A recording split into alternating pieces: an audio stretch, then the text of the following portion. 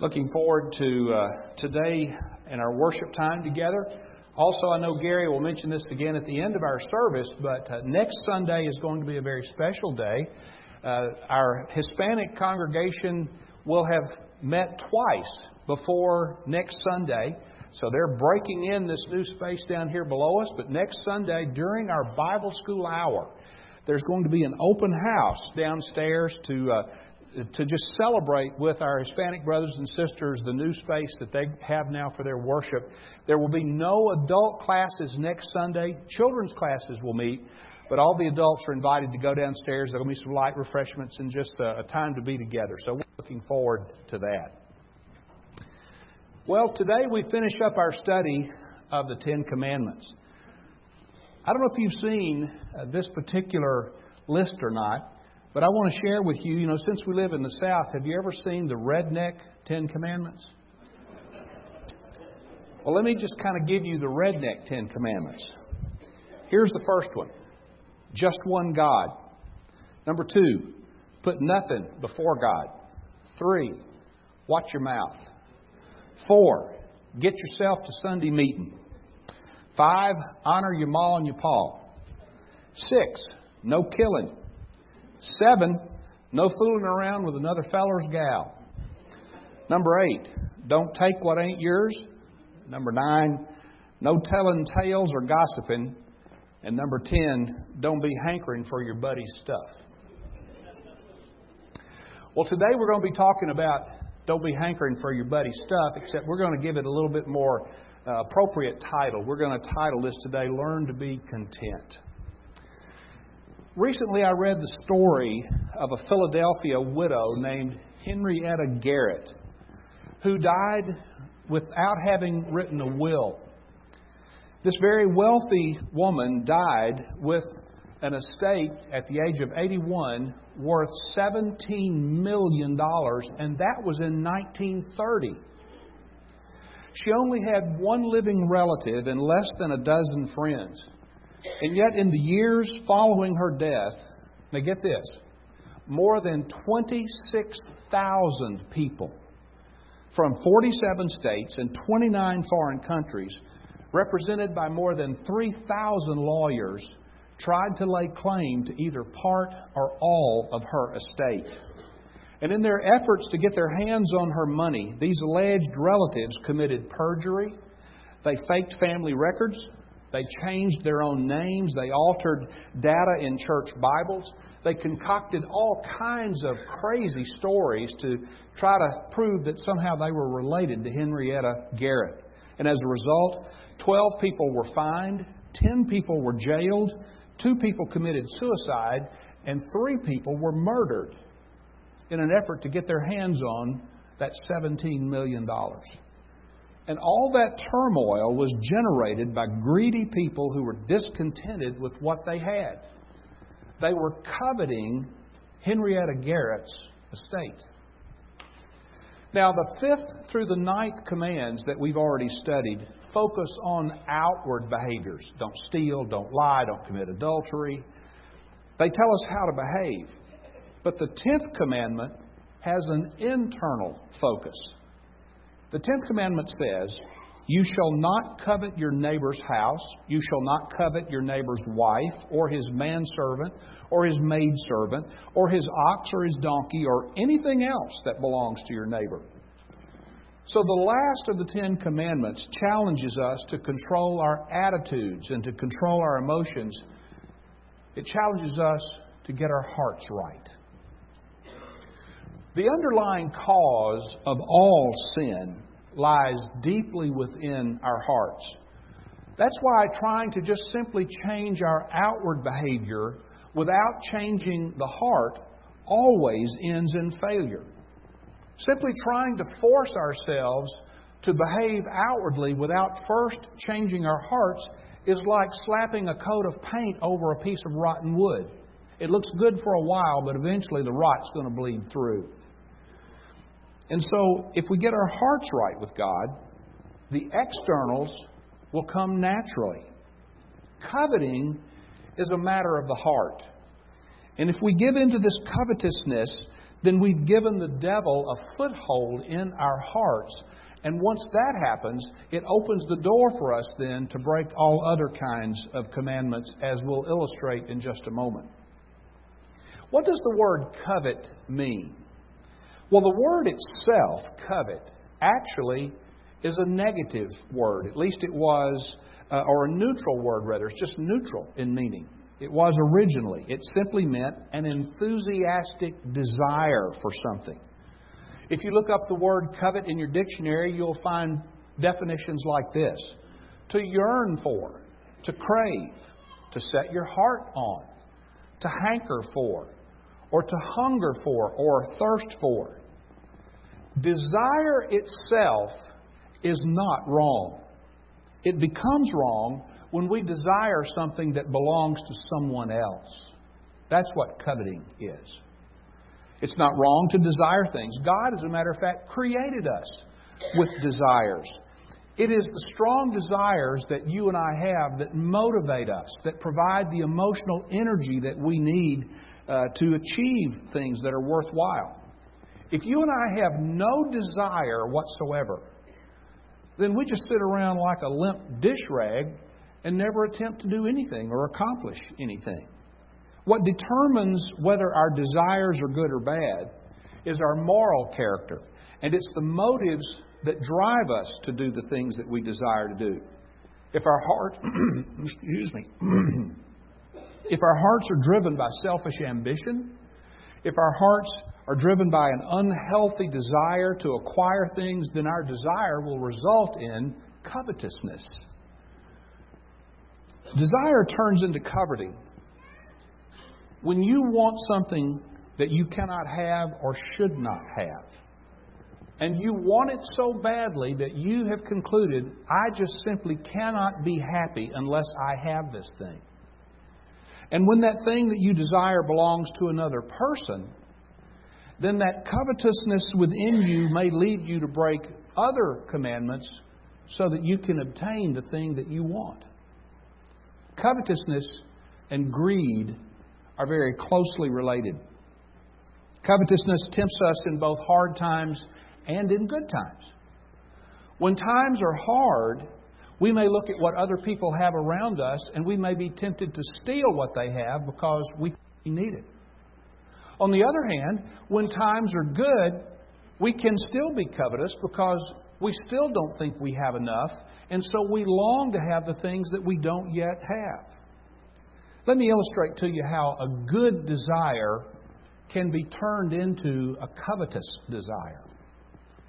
Perhaps you have a desire to be married.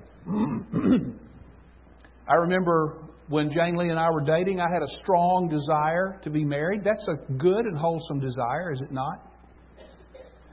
But if your desire to be married is so strong that it would lead you to try to take the wife or the husband of someone else so that you could have them, that has now turned a good desire into a covetous desire. Or perhaps you want to do something good for your children or grandchildren, or you want to provide them some opportunity. That's a good desire, isn't it? Yes. But if your desire to do something good or to provide a good opportunity to them is so strong that you're willing to lie and cheat and steal or murder to get what you want, that good desire has been turned into covetousness. Coveting is all about our thoughts and our desires. The battle takes place in our minds, or we might say the battle takes place in our hearts. Now, what is it that causes us to covet? The cause of covetousness is dissatisfaction. It's dissatisfaction with what God has given us, especially when we compare what we have to what others have. And the Bible's full of all kinds of examples of people who coveted. One of those examples is the Old Testament character whose name is Achan. He was a part of the Israelites who surrounded the city of Jericho when God caused the walls to fall. And God had specifically instructed, when you go into the city of Jericho, you are not to take any of the spoils. Everything is to be destroyed.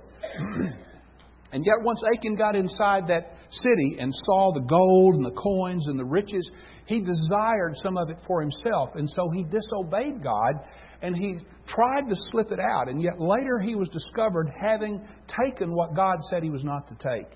And when asked to explain why he did that, he said, "I coveted it and I took it." And God took Achan's life as well as the life of his family for disobeying Him.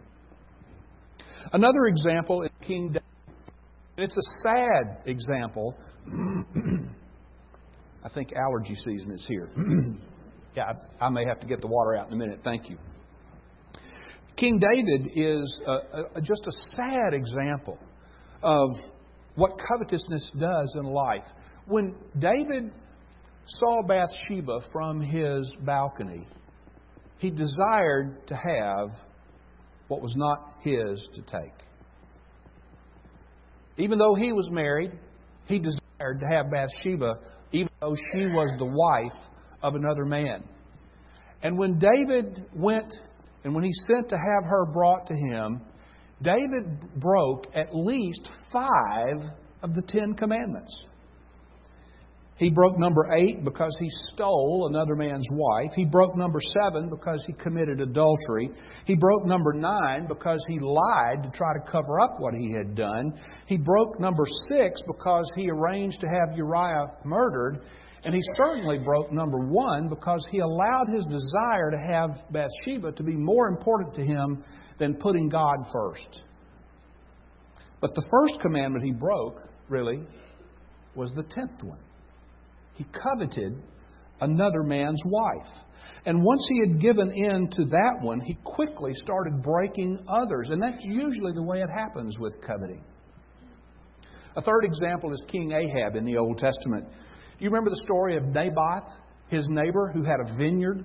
And King Ahab wanted that vineyard so badly that he eventually committed murder in order to get the vineyard. It wasn't wrong for Ahab to desire Naboth's field. If he and Naboth could have come to an agreeable sales price, and if Naboth had been willing to sell it, the field could have been his and all would have been fine. But as you know, Naboth wanted to keep the field so that he could keep it in his family. And Naboth, like some immature child, just starts pouting. And it was with the thought of his wife, Jezebel, let's just kill Naboth. And then you can have his vineyard. And that's exactly what happened. It's an example of covetousness. Now, what are the consequences of covetousness? First of all, it damages our relationship with other people. I want you to notice that the 10th commandment does not have just 4 or 5 words like several of the commandments do. Several of them say, do not kill. You shall not kill. That's 4. You shall not commit adultery. That's 5. You shall not bear false witnesses. 5 or 6. But the 10th commandment is much more detailed. It's longer. It's much more specific in terms of the types of things we're not to covet. And so God says, you shall not covet your neighbor's house. You shall not covet your neighbor's wife. You shall not covet his property or his source of livelihood or anything else that belongs to your neighbor. Now we jump all the way over to the New Testament, and the Lord's brother James writes this. Listen carefully. James 4, verses 1 through 3. What causes fights and quarrels among you? Don't they come from your desires that battle within you? You want something, but don't get it. You kill and covet, but you cannot have what you want. You quarrel and fight. You do not have because you do not ask God. When you do ask, you do not receive because you ask with wrong motives, that you may spend what you get on your own pleasures. So instead of bringing us closer together with our neighbors and inspiring us to love and serve our neighbors, coveting actually creates division between us and our neighbors and often leads to conflict with our neighbors. The second thing coveting does is that it damages our relationship with God. Why? Because ultimately, worshiping what we want becomes more important to us than worshiping God. In 2 different letters, Paul tells us that coveting is idolatry. Have you ever really thought about coveting as being idolatry? Listen to what Paul says first in Ephesians 5, verse 5. He says, "Be sure of this, that no fornicator or impure man or one who is covetous, that is, an idolater, has any inheritance in the kingdom of Christ or of God." Again, to the Colossians, he writes in chapter 3, "Put to death, therefore, what is earthly in you, fornication, impurity, passion, evil desires, and covetousness, which is idolatry. On the account of these, the wrath of God is coming." So Paul says, coveting is the same thing as idolatry, and again breaks the commandments of God. Coveting is idolatry because our desire for other things becomes a more consuming passion for us than our desire for God. Coveting turns goods into gods. In Luke chapter 12, verses 13 through 21, Jesus tells us this: "Take heed and beware of covetousness, for a man's life does not consist in the abundance of his possessions." And then immediately Jesus went on to tell a parable to illustrate that truth. That's the parable of the rich farmer, the rich fool, he's called in Scripture, whose bumper crops were so great that his barns couldn't hold them. And so rather than sharing with his neighbor the abundance of his crop, he tears down his old barns and builds bigger barns so that he can keep it all for himself. Not only did his greed cause him to distance himself from his neighbors because he wouldn't share with them, but it actually created great distance between him and God. And God said, "This very night your soul is going to be taken from you." As soon as you and I start thinking that all of life is about getting what we want for our own pleasure, then we have lost the true purpose in life. So how do we defeat covetousness? Well, let me suggest 4 ways to cure this problem of covetousness. Number 1, cultivate your own strengths and abilities. Cultivate your own strengths and abilities. Now, what's that got to do with covetousness? Well, don't waste your time resenting other people for the strengths and abilities they have which you don't have. It would do me absolutely no good whatsoever to covet the musical ability of these 2 brothers right here on the front row. I could try all day long, and I couldn't sing like Duke or Wesley. I could mope and whine and complain, that I don't have the abilities of some of the athletes that are in this room right now. I could even covet the technological ability. Those of you who know me well know that I can barely turn a phone on, much know how to use it. And so I get all jealous and hyped up and envious and covetous of an 8-year-old who knows more about technology than I do. But that would do me no good, would it? No. Instead, what I need to do is, rather than covet your strengths and your abilities, which I don't have, I need to identify my own strengths and my own abilities which God has given me and which God has given you, and do everything I can to develop and to maximize the skills and abilities God has given me for His glory. And then we all work together as a body, combining our talents and abilities and strengths to serve God in ways together that none of us could do by ourselves. You see, if I spend my whole life coveting your talents and your abilities, then I'm just dissatisfied all the time. Here's the second cure for covetousness. Learn to rejoice with others at their good fortune. Did you notice that God tells us to rejoice with those who rejoice and to weep with those who weep? That's what He tells us in Romans chapter 12, verse 15.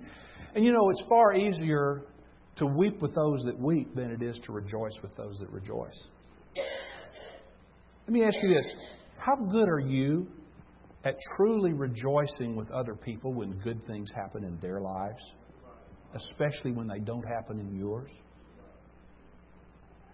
Because honestly, what happens a lot of times is when good things happen to other people, our question is, why didn't that happen to me instead of to them?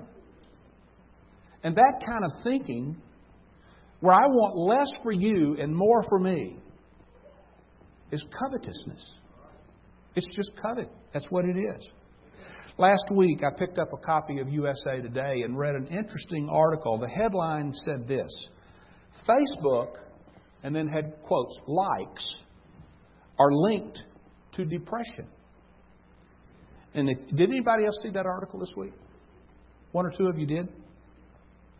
If you use Facebook, you know that little feature that when somebody posts something, you have you can click on like that. And so what this article says is, let me quote it to you. Liking other people's status updates and photos on Facebook could make you like yourself less. The problem, according to the article, is that we compare ourselves to others when they post positive things on their Facebook page, and then we compare our lives to what we see posted there, and their lives look so much happier, so much better, so much more fulfilling. And we compare ourselves to them and we say, my life's not going that good. I don't have what they have. And if we're not careful, according to this article, it says we compare ourselves to what we see in them. We want what they have. We don't think we can get it. And it sets us up to covet what other people have. Now, a little aside, most people, there's some people who share all their dirty laundry on Facebook, but most people only post the most positive things in their lives, right? They don't tell you what their problems are. Because everybody's got problems. But I think the author may be onto something. If we're not careful, we'll compare ourselves to other people and we'll be jealous of what they have rather than rejoicing with them in the good things that have happened to them. So we have to learn to rejoice with others, to do what Paul says, rejoice with those who rejoice. Otherwise, you'll find yourself coveting what they have. And then here's the third cure. Be content with what you have. What your outline should have said is learn to be content with what you have. So you may want to write that in. Learn to be content with what you have. Because contentment is not something we're born with. When we're born into this world, most of us came into this world screaming and crying and constantly demanding for months on end that somebody feed us, change us, hold us, rock us. We come into this world dissatisfied.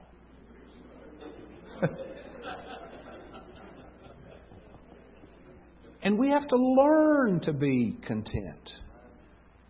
Being content is a discipline of the mind, and it's developed through patience and power and prayer. Paul wrote this, Philippians chapter 4. I have learned to be content, whatever the circumstances. I know what it is to be in need, and I know what it is to have plenty. I have learned the secret of being content in any and every situation.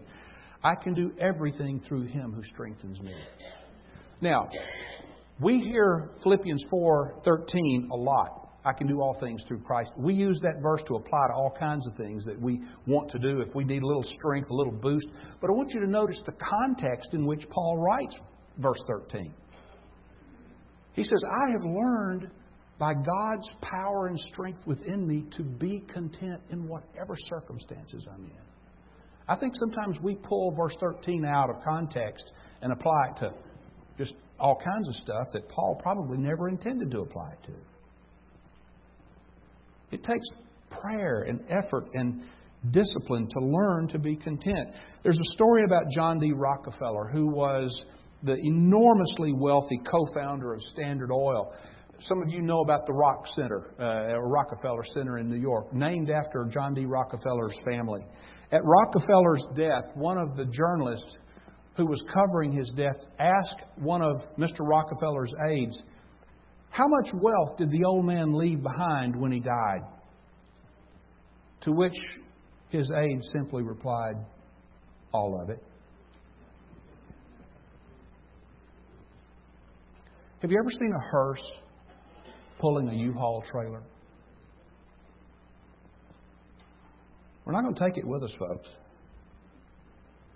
Contentment is not getting everything you want. Actually, the opposite is true, because you can never get everything you want. And even if we could get everything we want, we still wouldn't be happy. Now, we don't believe that. But we still wouldn't be happy because we would still want more. Enough is never enough. No, contentment is being satisfied with what we already have. Did you hear Corey's beautiful, wonderful prayer this morning? Just reminding us and saying to God on behalf of all of us, help us be thankful for what God's given to us. Have you ever really stopped to think all that God has given to you? In this nation, even the poorest in our nation has more than millions, perhaps billions of people who live on the face of the earth today. There's not a poor person probably in this country who would trade places with some of the people we're going to see in Guatemala in just a couple of months. God has blessed us so richly. And so stop and count your blessings. Otherwise, you'll live in a constant state of dissatisfaction. And you'll look around you and you'll see all the things that other people have that you don't have. And you'll begin to covet what they have. And rather than bring you joy, it'll just bring you sorrow and sadness.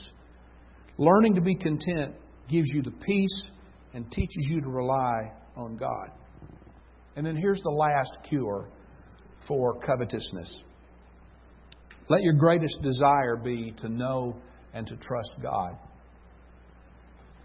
Each one of us has a yearning for something that we think will make us happy. It's like we have this giant hole in our soul that we're longing for something to fill. And I believe God created us with that desire, and He knows there's only one thing that will fill that emptiness within us. A man that we call St. Augustine, one of the early church fathers who lived at the last half of the 300s and the early part of the 400s A.D., wrote what's called the Confessions. One of his most famous lines in the Confessions is this: "You have made us for yourself, O Lord, and our heart is restless until it rests in Thee." You need to think about that. Just meditate on that statement. Our heart is restless until it rests in Thee. When God is not at the center of your heart, everything else in life gets fouled up. Everything. And keeping God's commands simply becomes a burden to you. Folks, the truth is, if your heart is covetous, you have no room for God. You only have room for you. And if that's the case in your life, have you ever stopped long enough to consider the fact that that may be why you're so unhappy and so dissatisfied? Because you're trying to fill that hole with the wrong thing. When life is all about you, and when life is all about getting what you want, you never have enough. Never. But when life is about Him, when God is at the very core of your being, when you long for Him more than anything else, then everything else falls into place. And at last, you find the peace and the security and the rest that your soul so desperately longs and yearns for. I love the way today's English version translates Jesus' words from the Beatitudes. It translates verse 6 this way: "Happy are those whose greatest desire is to do what God requires. God will satisfy them fully." And in just a few verses later in the Sermon on the Mount, Jesus speaks to all of us who are worried and concerned that we're not going to have what we need in this life. And He says what? Seek first His kingdom and His righteousness and all these things that you're so concerned about. will be added to you. Therefore, do not worry about tomorrow. Ultimately, coveting shows our lack of faith in God, in God's love, and in God's promises. As we've been discussing the 10th commandment today, we have, in a sense, come full circle. Because it's at this point we need to be reminded once again of the first commandment, which says, "You shall have no other gods before me." The first commandment and the 10th commandment are very closely tied together, don't you think? Learning to be content not only makes it less likely that we will break commandments 5 through 9, but it also reminds us that our first and greatest desire must be to know and to trust God and to be filled with His Spirit. Only God can fill the deepest yearnings of our heart. This morning, do you need to come? Do you need to respond to the wonderful, kind invitation of Jesus Christ? If you need to respond in any way, stand and sing right now.